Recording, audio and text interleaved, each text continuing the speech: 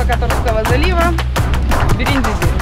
В принципе, если я пристегнулся сюда, мне хватает и автопилот отключить, и за штурвал встать. Да, лавировать надо просто, может быть, даже больше, чем нужно.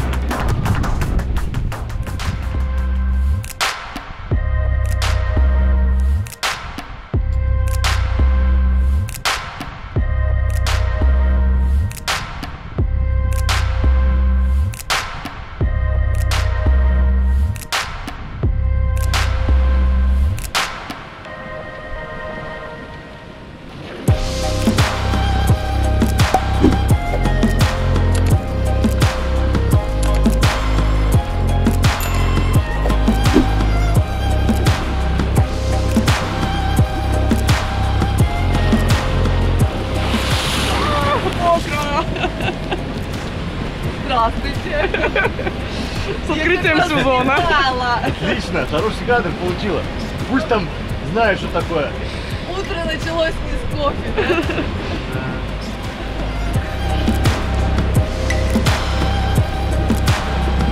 Уже виднеется Италия. Не знаю, на камеру, скорее всего, видно не будет, но глазом уже видны высокие дома, какие-то города, какие-то даже горы. Не знаю, что это. Мы все живы, все в порядке, оторвалась панель, вода везде соленая повсюду, даже залилась волна сюда. И тузик отвалился, ну, переместился, так сказать. Но все хорошо, все живы, почти пришли.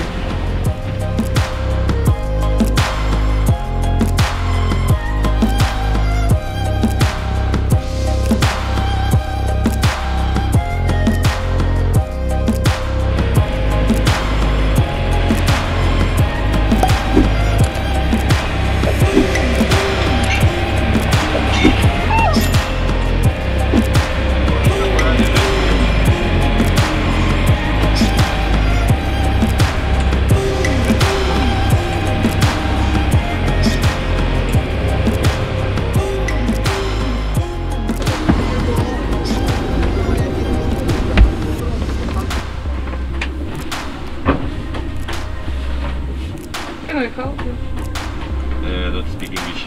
Sorry.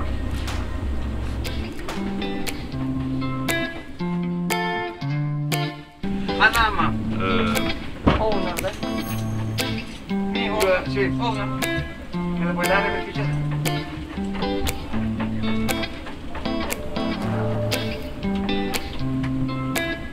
No, no battery.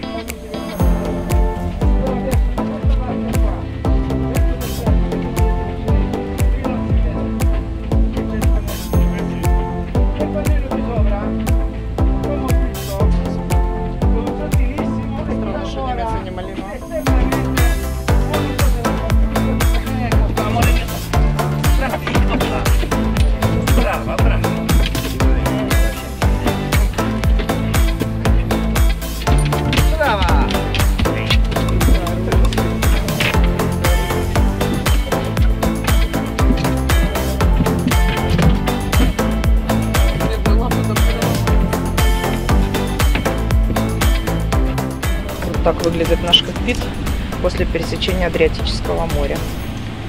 Адриатика намочила нам и просолила просто все. Везде просто слой соли. Можно посмотреть, прям, я не знаю, видно на камеру или нет, это кристаллы соли, они повсюду, на любой поверхности. Везде солью. В том числе одежда, в том числе все. В Феде небольшая солнечная панель для зарядки пауэрбанка. Вроде бы ее хватает, телефона можно с нее заряжать. Немного, но лучше, чем ничего. Ну, все сушим, спальники, одеяло, одежду.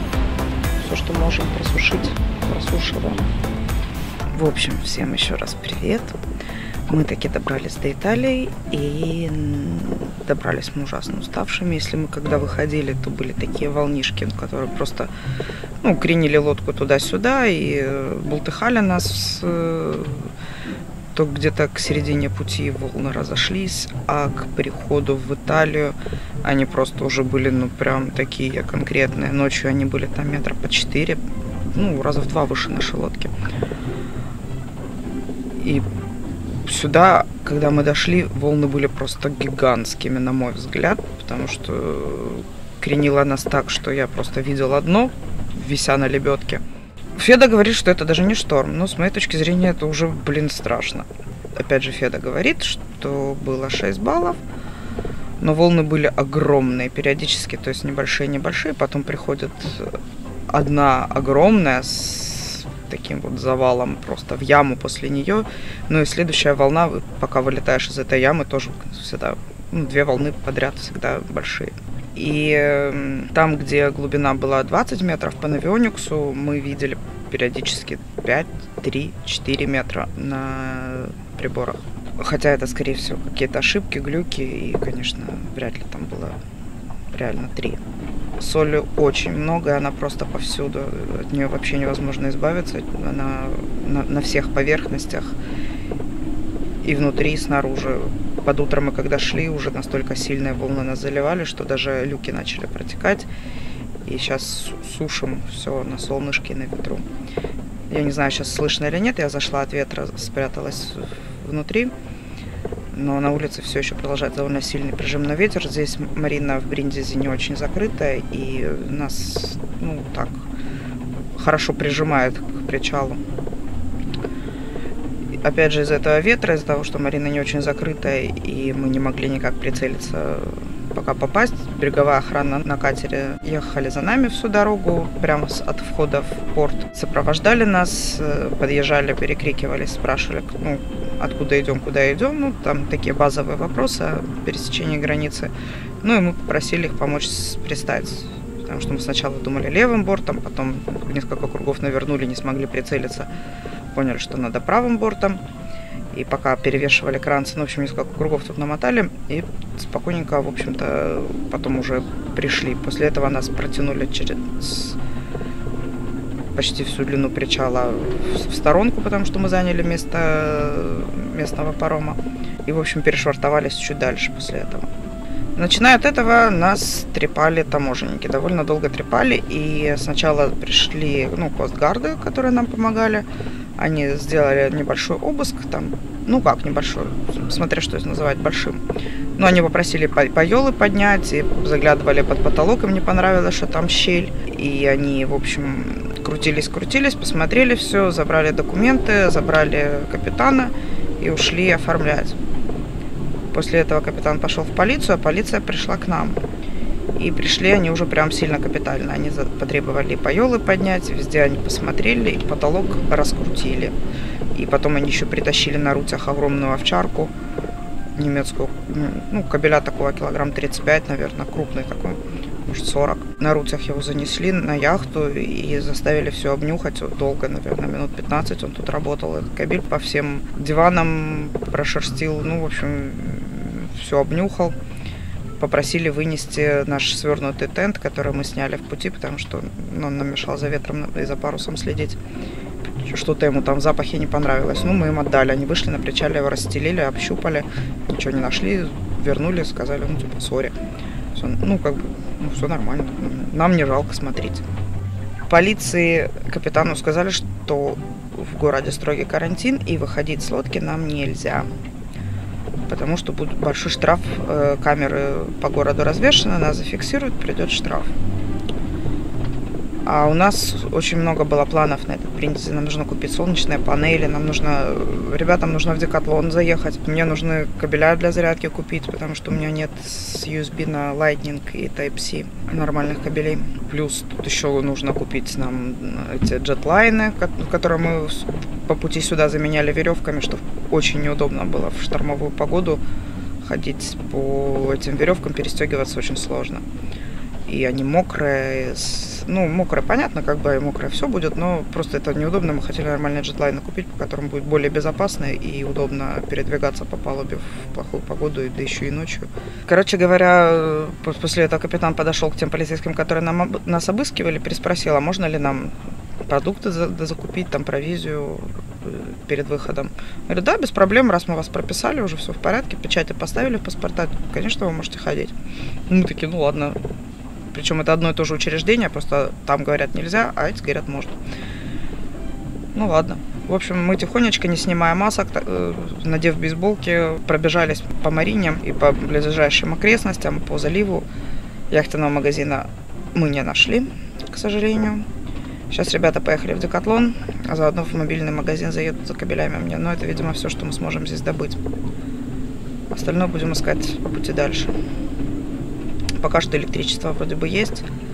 На двигателе мы подзаряжаемся понемногу, потому что мы много моторили из-за того, что ветер всю дорогу был просто левентиком. Ночью раздуло, и был такой, как это называется, бейдевинт. И в этот бейдевинт мы даже без двигателя практически мы летели там до 8, иногда до 9 с волны, то есть до 8,9 я, наверное, максимум видела. То есть летели хорошо, мы такие уже прям стрелой неслись. Заливались водой, правда, на одном стакселечечке маленьком. Грот мы не поднимали, потому что очень был непостоянный ветер, очень сильные порывы.